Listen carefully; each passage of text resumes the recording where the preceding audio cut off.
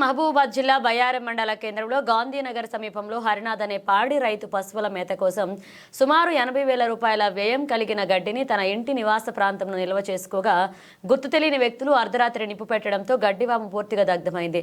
ఇలాంటి సంఘటనలు బయ్యారం మండలంలో అనేకంగా జరుగుతున్నా పశువులు గడ్డిని తగలపెట్టిన వారిపై కఠినంగా శిక్షలు పడకపోవడంతో ఆకతాయిలు రెచ్చిపోతున్నారని, అలాంటి వారిని కఠినమైన శిక్షలు ఉండాలని స్థానికులు కోరారు.